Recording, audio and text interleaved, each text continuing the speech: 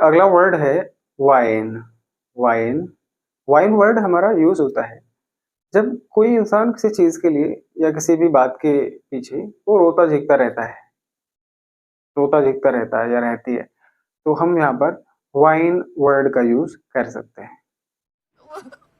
मुझे अपने घर जाना है। मुझे घर जाना है। मुझे अपने घर जाना है। रोने झिकने से याद आया कि रोने की भी बात कर लेते हैं। आपको पता है रोने के लिए हम कौन सा वर्ड यूज करते हैं? वीप। वीप। देखो जो ये वीप वर्ड है, इसमें इंसान के आंसू तो आते हैं, वो अंदर से रो तो रहा होता है, लेकिन बाहर आवाज नहीं आती है बहुत ज्यादा। तो यहाँ पर हम इस केस में वीप वर्ड का यूज करेंगे।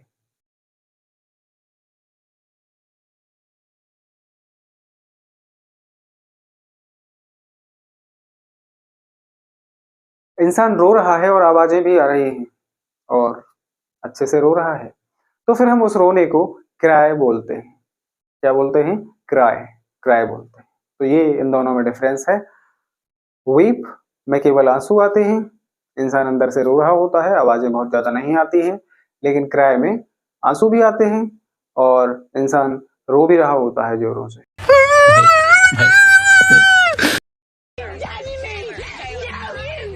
रोने की ही रेंज में एक और वर्ड है, दैट इज सिसकना। सिसकना यानी लंबी लंबी सांसें भरकर जो इंसान रोता है, तो सिसकियां ले लेकर जो रोता है, इसके लिए हम वर्ड सोब का यूज करते हैं।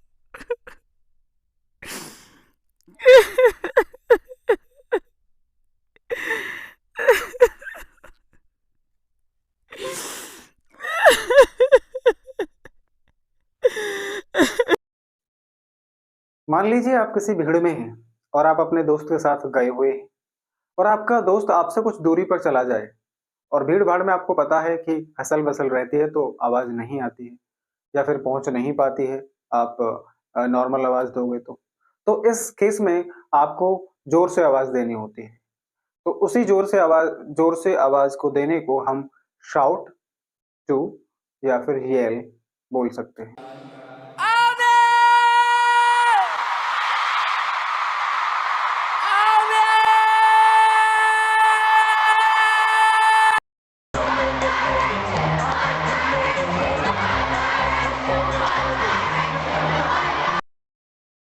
लेकिन यदि आप गुस्से में किसी को चिल्ला रहे हो या किसी पर चिल्ला रहे हो, तो फिर यहाँ पर येल वर्ड का ही यूज करेंगे।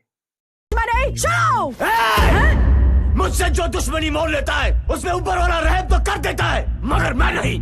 आज के बाद अगर तूने मेरी दोस्त की तरफ आग भी उठाकर देखा तो यमुना में पानी नहीं, तेरा खून बहेगा।